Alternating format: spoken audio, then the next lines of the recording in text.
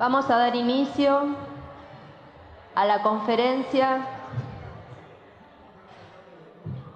La ejecución penal en los crímenes hediondos en Brasil, a cargo del doctor Luciano André Losecan, juez auxiliar de la Presidencia del Consejo Nacional de Justicia, a cargo del Departamento de Monitoreo y Fiscalización del Sistema Carcelario de Brasil.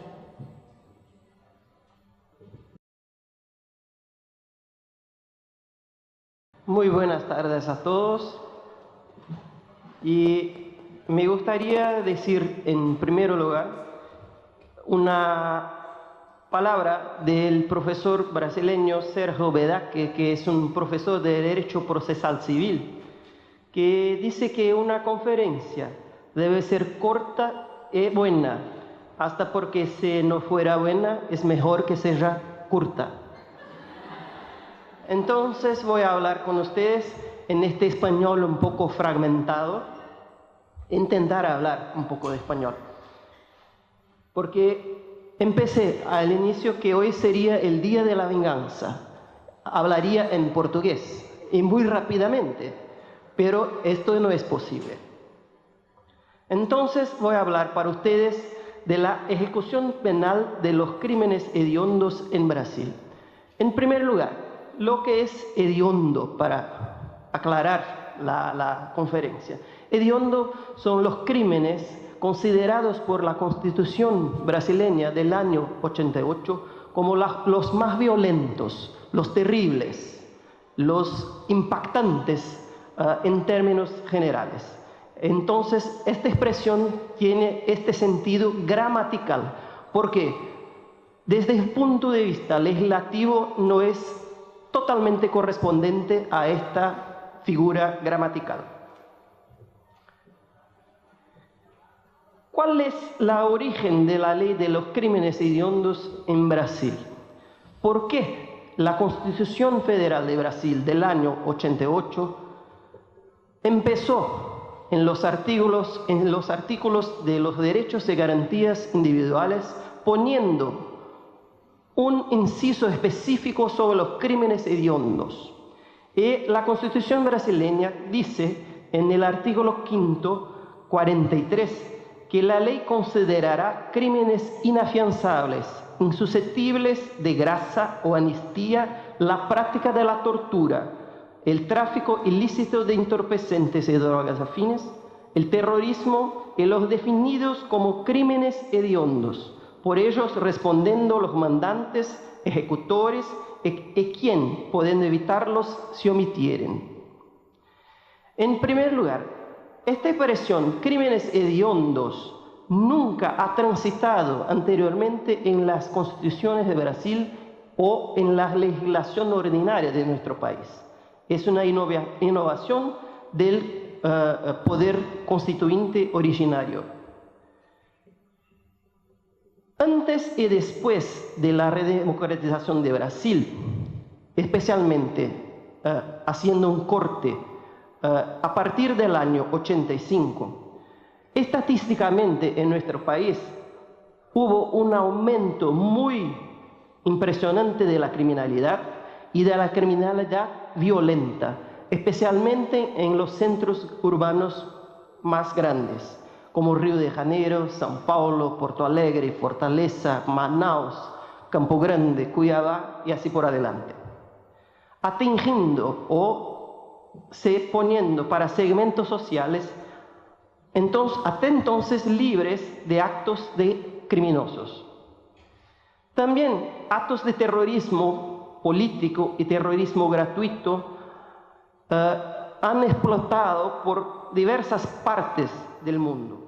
El tráfico ilícito de entorpecentes y drogas también asumió un gigantismo incomún en nuestro país. Y la tortura, por más impresionante que sea, pasó a ser mirada, vista como algo correcto por los órganos formales de control social. O sea, torturar a una persona para obtener la verdad fue considerado en el periodo de la redemocratización de Brasil como algo absolutamente normal y lícito para obtener la verdad. Este es el escenario por tras de la creación y de la habla de la Constitución Nacional.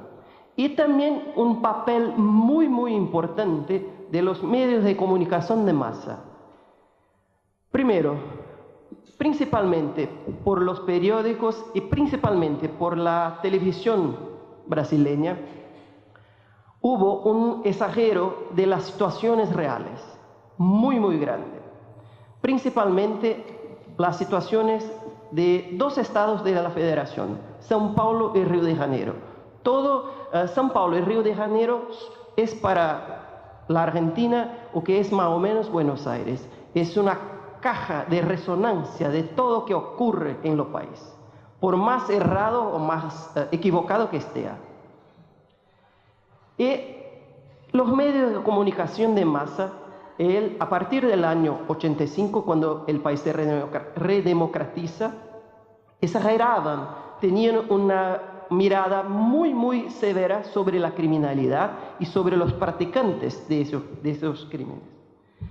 Y se empezó a trabajar con el concepto y con la necesidad de lucha contra ciertas formas de criminalidad en nuestro país. Mismo que esta lucha significaba la pérdida de las garantías tradicionales del derecho penal. Entonces, las manifestaciones en Brasil en favor de law and order fueron muy seguidos, muy fuertes, a partir de los 80 en nuestro país, ganando un cuerpo muy fuerte a partir de los años 90. Y esto generó una sensación de inseguridad generalizada, una desconfianza y una casi que incapacidad de los órganos institucionalizados de control y de reagir al crimen. Había y hay hasta hoy un miedo de todas las personas en convertirse en víctima del delito, y en este proceso se generó también un fenómeno de autoprotección de víctimas a margen de la ley, con los grupos de exterminio, principalmente en el estado de Río de Janeiro. El comerciante del barrio, no teniendo suficiente garantía de seguridad pública, recurre a fuerzas extrapoliciales o extraestatales para hacer su seguridad y de su familia, y la muerte de personas es muy común hasta hoy en territorios, en ciertos territorios de Brasil. Entonces, el pensamiento vigorante era o de que había una necesidad de dar tratamiento más duro, de mano duro a los criminosos, especialmente con la supresión, con la retirada de derechos de los detenidos, con el uso abusivo o excesivo de la prisión provisoria o detención provisional, la edicción de leyes especiales de antiterror y medidas penitenciarias especiales para esas personas condenadas por crímenes hediondos. O sea, hubo una creación de un estado de pánico social a partir de una política criminal pasional, recorriendo a un rigor desmedido a la pena, poniendo en riesgo conquistas racionales y humanitarias y las bases del propio Estado democrático de derecho en nuestro país. Poco antes de esgotarse el plazo de 1 año de la promulgación de nuestra Constitución, que fue en octubre de 1988, el Ministerio de la Justicia, que es un órgano del Poder Ejecutivo, envió al presidente de la República, entonces hoy senador José Sarney, un proyecto de ley número 3774 de 89, elaborado por el Consejo Nacional de Política Criminal y Penitenciaria. El Consejo Nacional de Política Criminal y Penitenciaria es el órgano de ejecución más alto de Brasil. Sus miembros son nombrados por el ministro de la Justicia para un mandato de 2 años. Y el Consejo Nacional de Política Criminal y Penitenciaria, CNPCP, ha elaborado un proyecto de ley sobre los crímenes hediondos atendiendo correspondiente lo que decía la Constitución de 1988.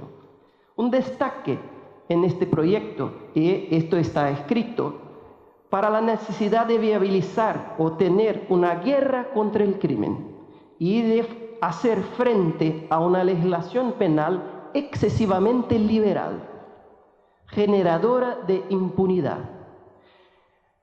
Tenemos en mente que en Brasil, en el año 84, se empezó una reforma, y se empezó y se terminó, la reforma de la parte general del Código Penal, se adoptando una otra teoría, la teoría finalista de la acción. Teníamos hasta entonces la teoría causalista, y en 1984 hace un cambio en el Código Penal con la reforma de la parte general. El Consejo Nacional de Política Criminal y Penitenciaria dijo que ni mismo esta reforma fue capaz de cambiar los crímenes y las personas de los criminosos en Brasil. Entonces, la legislación nueva de los crímenes hediondos tenía que atender a exigencias de la sociedad brasileña. ¿Cuál fue el objetivo del proyecto de ley?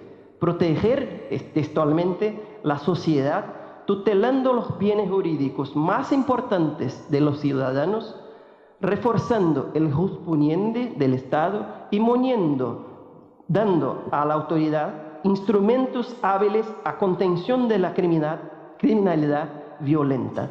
Y cuando aparece en la película, DCN's Diario de Congreso Nacional, está publicado. Concretamente, el proyecto de ley tuvo el objetivo de dar sentido a la expresión constitucional crímenes hediondos. ¿De qué forma? Primero, con la enumeración de determinadas figuras criminosas que recibirían el rótulo de hediondo. Y miren, preservado el tipo penal originario. O sea, una escoja totalmente aleatoria. Después, el objetivo del PL fue la determinación de lo que sería el concepto de crimen hediondo, que podría ser definido como todo delito que se practique con violencia a la persona, provocando por su gravedad o por la manera de ejecución intensa repulsa social y cuyo reconocimiento decorra de decisión motivada del juez competente. ¿Cuáles fueron las consecuencias solo de la presentación del proyecto de ley? Vean bien, son todos conceptos abiertos, extremadamente abiertos, totalmente contrario a lo que determina la doctrina del derecho penal.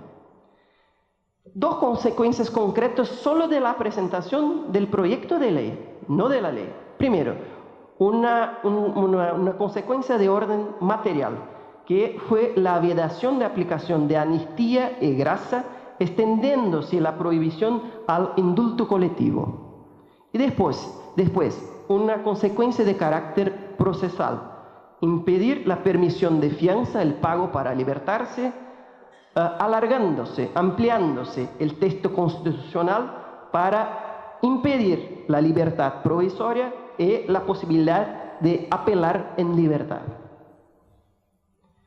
Bueno, el PL 3734 de 89 fue enviado al Congreso Nacional en 28 de septiembre del año 89.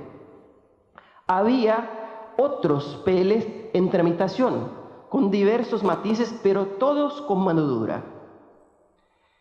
Quiero decirles que después de varios acuerdos, el Congreso no discutió en profundidad el PL 3734, el sustitutivo del PL 3734, que resultó posteriormente en la ley 8072 de 1990, que es la ley de los crímenes hediondos, no discutió en profundidad los PLs, y de esta manera se encontró que habría necesidad de dictar rápidamente una ley para atender el mandamiento constitucional. La mensaje presidencial y diversos proyectos dieron origen al PL sustitutivo 5405 del año 90. Es muy curioso.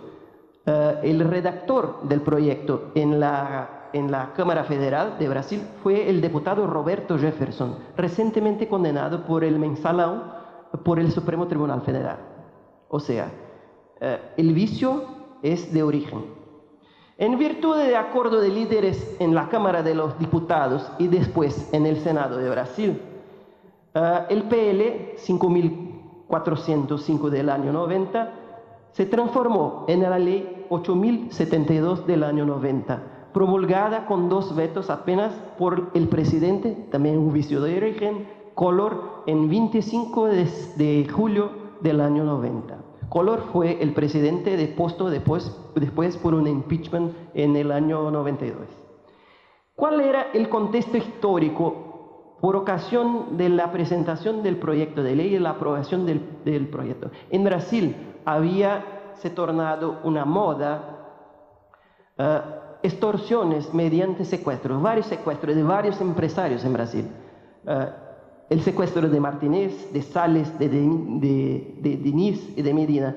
El de Diniz ocurrió en el año de 89 e impulsionó sobremanera el andamiento del proyecto en el Congreso Nacional.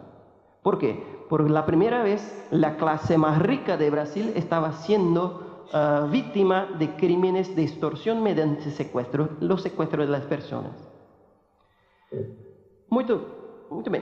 ¿Qué crímenes fueron originalmente previstos como hediondos, impactantes por la ley 8072? En los artículos primero, la ley en su redacción original prevía que fueran listados como crímenes hediondos el latrocinio, que es matar para robar, extorsión cualificada por la muerte, extorsión mediante secuestro en la forma calificada, estupro, atentado violento al pudor, epidemia con resultado muerte, envenenamiento de agua potable y de sustancia alimenticia o medicinal, y de genocidio. O sea, originalmente eran estos ocho tipos penales que configuraron los crímenes hediondos. ¿Cuáles fueron los problemas inmediatos cuando la ley empezó a vigorar?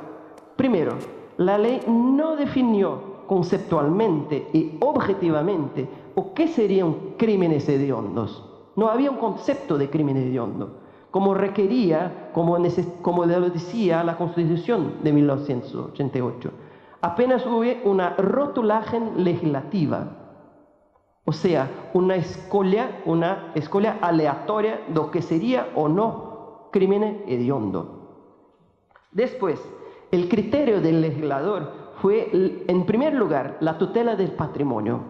El primer delito, latrocinio, que es un crimen patrimonial en Brasil. Después, la libertad sexual.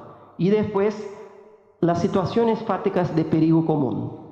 El bien vida no adentró en un primer momento en el criterio legal. O sea, el crimen de homicidio no fue previsto en su forma simple o calificada como delito hediondo. La Constitución previó que teníamos el crimen hediondo y los crímenes similares a los hediondos. ¿Cuáles son los crímenes similares que exigen del legislador y del juez un tratamiento similar, sea en el proceso de conocimiento, sea en la ejecución de la pena? El crimen de tortura, ahí está faltando un número 5, es 9455 de 97, del año 97.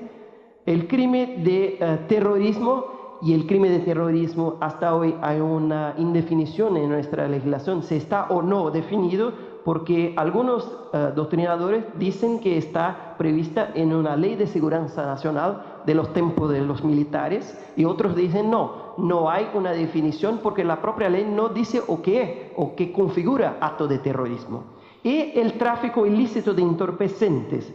Primero, la ley que estaba en vigor en nuestro país, que era la ley 6.368 del año 76, y después la ley 11.343 del año 2006, que sustituyó la ley anterior. Las disposiciones de origen de la ley 8.072 y las disposiciones de ejecución penal específicamente. Originalmente, crímenes hediondos, de tortura, de tráfico ilícito de entorpecentes y drogas afines y terrorismo fueran considerados por el legislador ordinario como insusceptibles de amnistía, gracia e indulto, de fianza y libertad provisoria. Vean, la Constitución no dijo esto. La Constitución ha dicho amnistía, gracia e indulto. Fianza y libertad provisoria fue incluido por el legislador ordinario cuando edictó la ley 8.072. Y en el parágrafo primero del artículo segundo decía que la pena por crimen previsto en este artículo será cumplida integralmente en régimen cerrado, régimen fechado. O sea, el autor y condenado por un juez por crimen hediondo no podría progredir, no podría avanzar en estadios con vistas a su libertad. Porque tenemos tres regímenes carcelarios en Brasil: el cerrado, fechado, semiabierto, abierto, el libramiento condicional, la libertad condicional como última etapa de un sistema progresivo. Posteriormente, la ley 8.072 sufrió alteraciones. La primera, para acrecentar como hediondo y incluir como uno de los crímenes hediondos el crimen de homicidio. No sé si en Argentina las novelas hacen mucho suceso, pero en Brasil hacen mucho. Y en el año 92, la hija de una escritora de novelas ha sido muerta brutalmente por un otro actor. Esto generó, a partir de la manifestación de la madre, que era escritora de novelas, una peregrinación por Brasil para que en la legislación estuviera previsto el crimen de homicidio como hediondo también. Se consiguieron más de 1 millón de asignaturas en proyecto popular para modificar la ley, pero ya había en el Congreso Nacional un proyecto para incluir el crimen de homicidio como hediondo. Entonces, la primera alteración que hubo fue por la ley 8.930 del año 94, que redefinió disposiciones legales e incluyó el homicidio cuando practicado en actividad típica de grupo de exterminio, como ocurría en el Río de Janeiro, ainda que cometido por una sola persona. Y homicidio calificado, como definía el Código Penal en los artículos 121, parágrafos 2 y sus incisos. Y también acrecentó después que la falsificación, corrupción, adulteración, alteración de producto destinado a fines terapéuticos o medicinales también caracterizaba crimen hediondo. ¿Y por qué esto? O sea, el legislador de plantón, ¿cómo se dice plantón en español? Está esperando todo que dice la sociedad para alterar las leyes. Empezó y colocó como uno de los crímenes hediondos la falsificación de medicamentos. ¿Por qué? En Brasil un gran laboratorio ha producido pílulas de farina y las mujeres que no querían ficar embarazadas tomaran las pílulas y ficaran embarazadas. Entonces, esto pasó a constituir crimen hediondo también. Entonces, la falsificación y corrupción de medicamentos de una manera general, porque por este facto se descubrió que varios otros medicamentos estaban adulterados. Después, la tercera alteración fue para incluir el delito de estupro con una nueva redacción, porque el legislador entendió que el estupro puede ser practicado no solo con el coito vagínico, pero también con el coito anal. Nosotros en Brasil hacemos una separación, el coito vagínico, estupro, todas las formas distintas de actos sexuales, atentados violentos al pudor. Y hubo una modificación para caracterizar esto todo como estupro, todo es estupro hoy. Y después para acrecentar el estupro de personas vulnerables con edad inferior a 12 años de edad. Y esta última alteración fue hecha en el año 2009. Bien, como la jurisprudencia de la Suprema Corte, que entre nosotros es llamada Supremo Tribunal Federal, el Supremo Tribunal Federal tiene una doble función en Brasil. Es la Corte Constitucional y también la última Corte de Apelación en nuestro país, desde que la materia y los hechos sean de carácter constitucional. Entonces, durante 16 años, de 1990 hasta 23 de febrero del año 2006, el Supremo Tribunal Federal ha dicho que la ley de los crímenes hediondos era constitucional, que las disposiciones de la ley, especialmente cuanto al régimen totalmente cerrado, no violaban el principio también constitucional de individualización, de necesidad de individualización de la pena y de la condena. Entonces, ejemplificativamente, algunos de los pronunciamientos del Supremo Tribunal Federal durante este periodo, durante 16 años, diciendo que la ley, cuando prevé el régimen totalmente cerrado, no está incurriendo en inconstitucionalidad, no se fiere el principio de la individualización de la pena, diciendo que la ley ordinaria puede fijar parámetros dentro de los cuales el juez podrá efectivar la concreción o la individualización de la pena. Si el legislador ordinario dispone que el uso de su prerrogativa que le fue deferida por la norma constitucional, que en los crímenes hediondos el cumplimiento de la pena será en el régimen totalmente cerrado, esto es una tarea que es posible y no fiere ninguno de los principios constitucionales. Este fue uno de los primeros habeas corpus intentados en la Suprema Corte, pero de los 11 ministros, apenas 2 votaron vencidos. ¿Qué es esto? En nuestro sistema, el Supremo Tribunal Federal, el ministro, el juez de la Suprema Corte, uno de ellos recibe el proceso para relatar y es conocido como el relator y pone el proceso en la mesa para la votación de los otros. Entonces, los primeros juzgados, los primeros fallos de la Suprema Corte fueron en el sentido de que no habría ninguna inconstitucionalidad, con excepción de 2 ministros, el ministro Marco Aurelio y en la época el ministro Sepúlveda Pertence. Después, un otro habeas corpus del Tribunal Pleno también, diciendo que la ley de los crímenes hediondos, a necesidad de la pena, de la condena ser cumplida totalmente en régimen cerrado, era constitucional, porque no se ofendería con esto el sistema progresivo, porque al final la propia ley de los crímenes hediondos ha previsto que era posible la libertad condicional, no la progresión, pero la libertad condicional, con 2/3 del cumplimiento de la pena, o sea, 2/3 cerrado y después totalmente en libertad con la libertad condicional. O sea, esto no fería, no vulneraría el principio del sistema progresivo.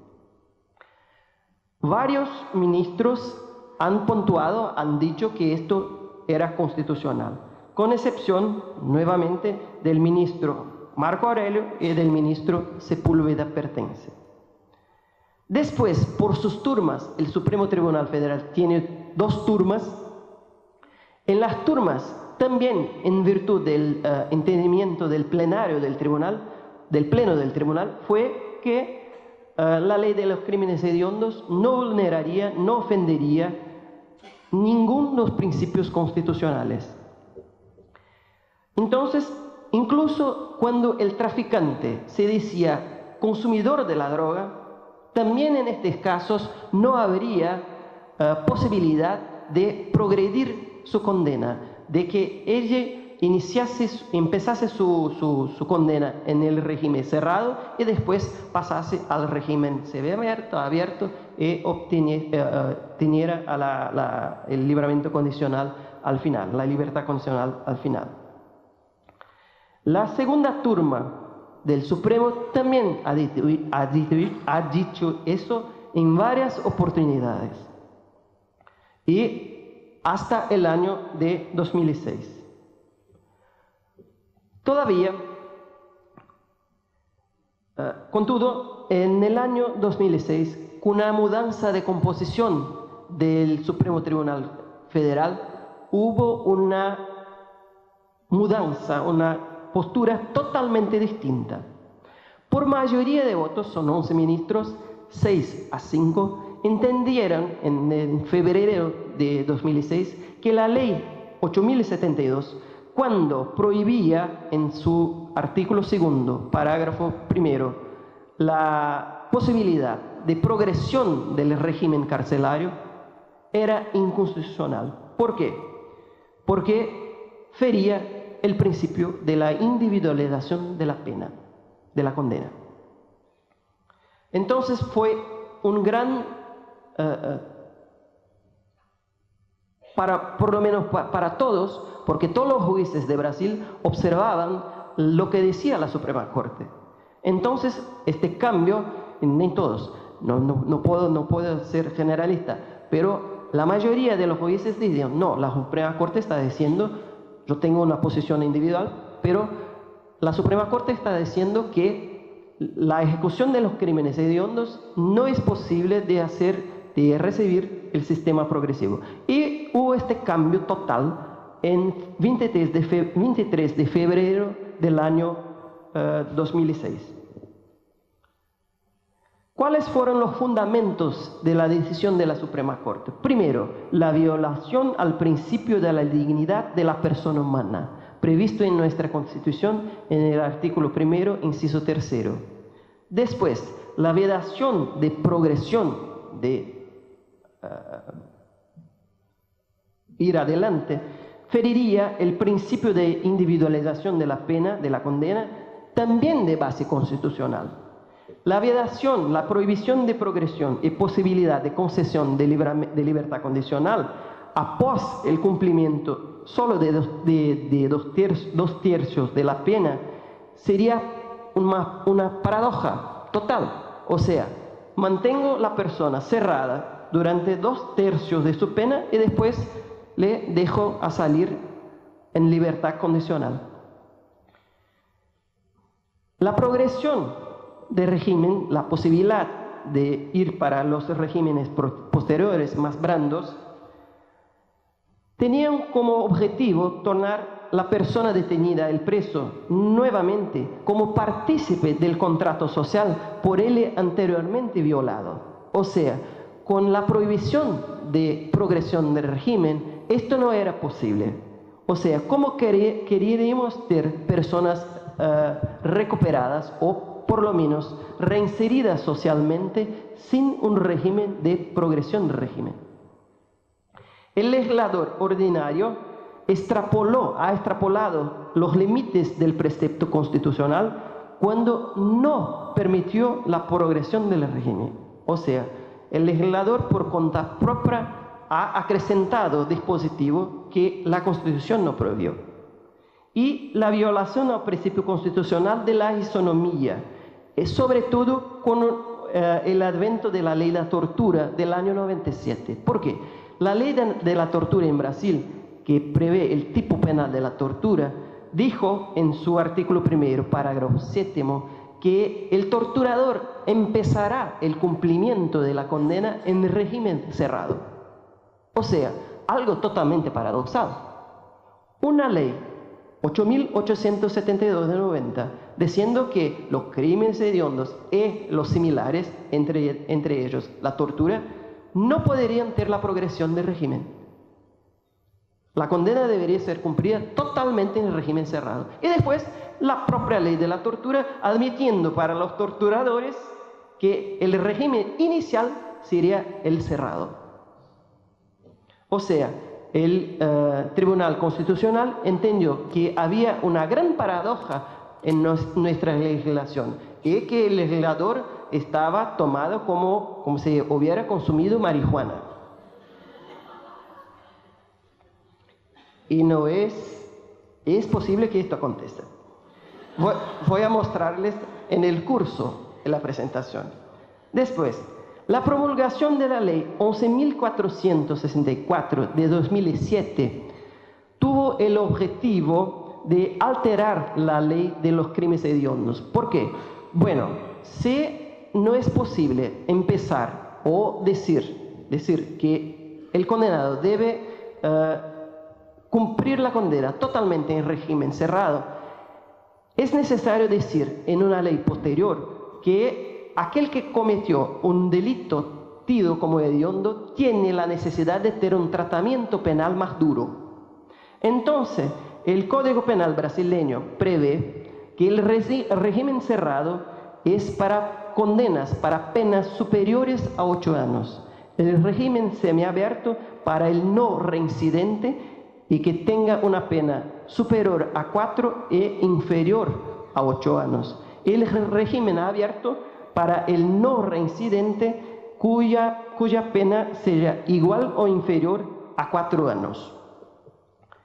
Entonces, con la ley 11.464 del año 2007, hubo una determinación muy interesante. ¿Por qué? Porque la ley ha previsto que el condenado reincidente, en crimen hediondo podría progredir con 2/5 de cumplimiento de la pena y el reincidente solo con 3/5 de cumplimiento de la condena. O sea, si no es posible dejarlos totalmente en régimen cerrado, es posible tener fracciones distintas para progresión del régimen. Entonces, en Brasil tenemos hoy que la regla general prevista en el artículo 112 de la Ley de Ejecución Penal, la progresión del régimen para los crímenes comunes es con 1/6 de la pena más el mérito del condenado, el buen comportamiento carcelario. Con el adviento de la ley 11.464 del año 2007, el primario con 2/5 y el reincidente con 3/5. La consecuencia fue la imposibilidad de aplicación retroactiva de esta ley para personas condenadas anteriormente. O sea, es un ejercicio para los jueces porque tenemos que ver cuándo fue practicado el delito.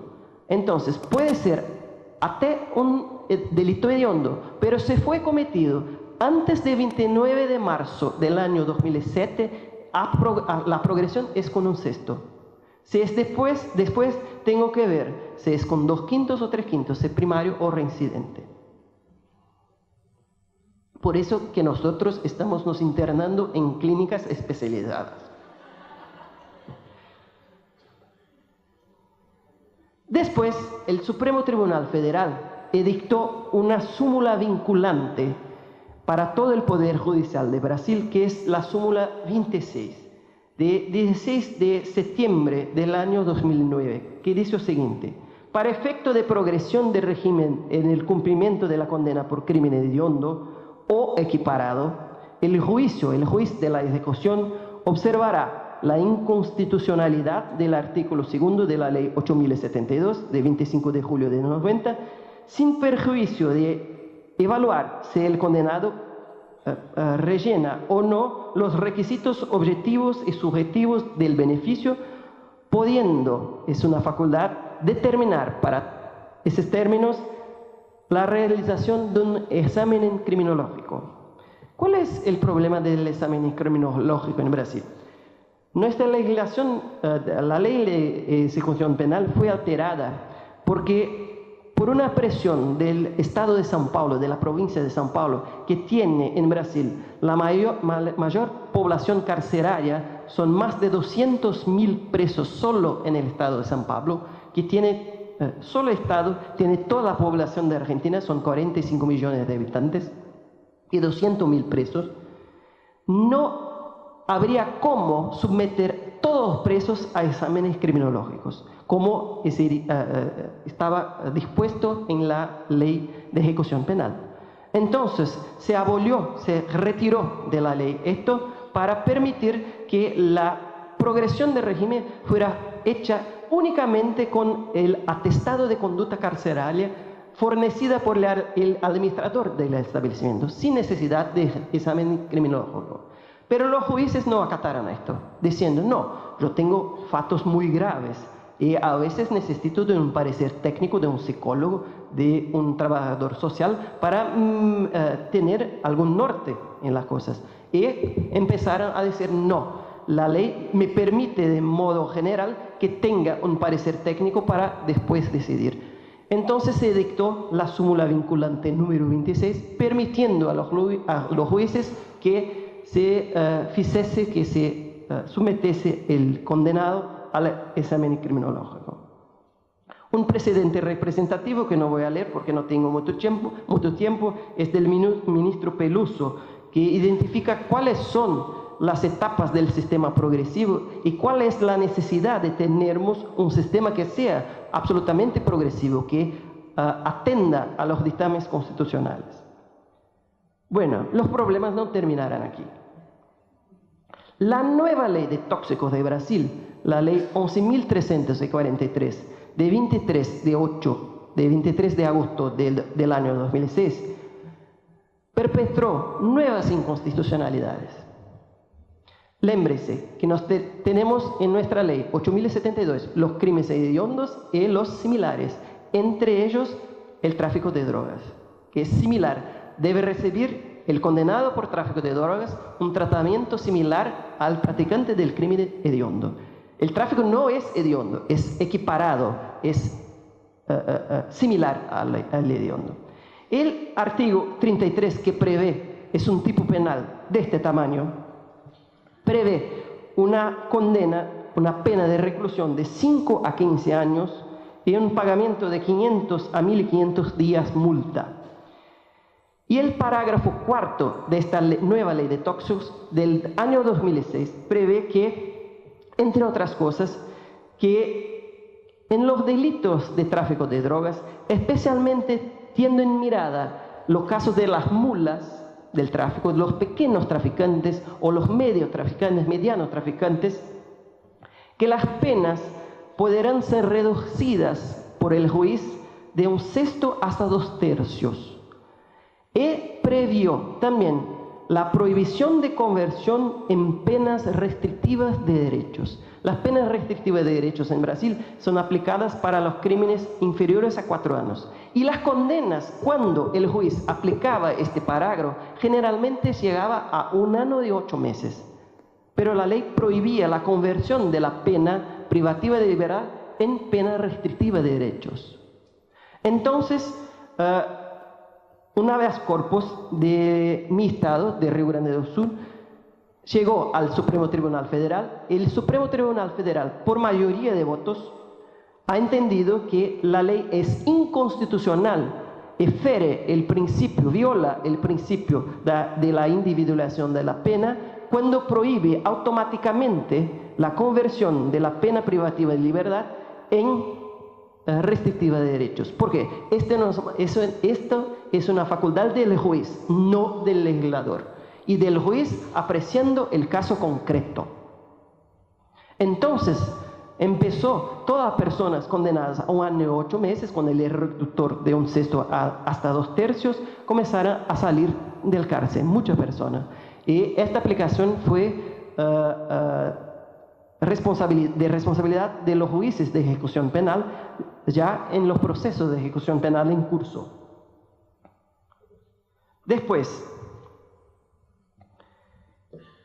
el ministro Gilmar Méndez, en un nuevo habeas corpus, también declara inconstitucional, além del parágrafo 4 del artículo 33 de la nueva ley de tóxicos, el artículo 44, que prohibía la posibilidad de concesión de libertad provisoria de forma genérica. O sea, la ley decía que si la persona responde al proceso por crimen de tráfico de drogas, no podía tener libertad provisoria. Y el Supremo Tribunal Federal ha dicho, no, esto es inconstitucional. Esto no es la tarea del juez, no del legislador. Hasta porque esto no está dicho en el artículo 543 de la Constitución Federal. La decisión fue proferida en habeas corpus y el paciente estaba preso desde agosto del año 2009. Y este fallo fue del año 2012. Y fue puesto en libertad. Más recientemente, el Supremo Tribunal Federal, en un caso del Estado de Espíritu Santo, por mayoría de votos también, en 27 de junio del año 2012, ha dicho que la ley 8072, cuando prevé el régimen, después de alterada, prevé el régimen inicial cerrado, también es inconstitucional. ¿Por qué? Porque por veces la condena puede ser inferior a 8 años. Entonces, el legislador no puede imponer al juez automáticamente que el condenado empiece el cumplimiento de la pena en régimen cerrado. Entonces, esto también hoy, si la persona fue condenada a una pena inferior a 8 años, el juez puede aplicarle el régimen semiabierto. La decisión fue proferida de forma incidental en un habeas corpus y hoy está siendo observada por la Magistratura Nacional. Yo creo que es esto y déjoles espacio para las preguntas si tienen alguna a hacerlas. Obrigado.